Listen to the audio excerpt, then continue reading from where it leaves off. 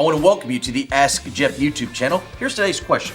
In the book of Numbers, chapter 19 through 21, they talk of a red heifer being used as a sacrifice and the ashes are put up. Is this talking about the same red heifer as mentioned in the New Testament? Well, as per the question, you're absolutely correct. In the book of Numbers, we discover this red heifer.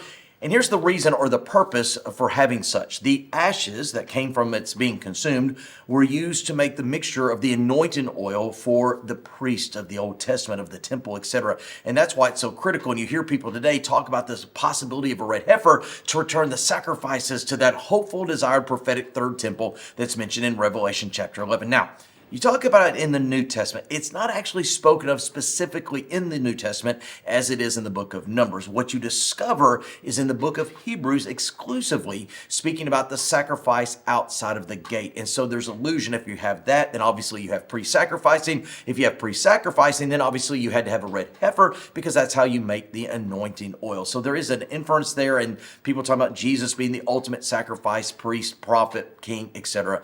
At the end of the day, what we know as the famous red heifer and the ashes thereof must be utilized to have sacrificial worship again. We know that there's going to be a third temple one day per Revelation chapter 11.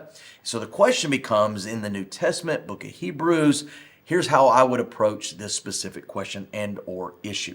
There is coming a day where the temple will be built. There is coming a day, according to Revelation 11, sacrifice will be taking place. So therefore, there has to be a red heifer. However, we find this all on what we might call, during the time period Jesus referred to as the Great Tribulation.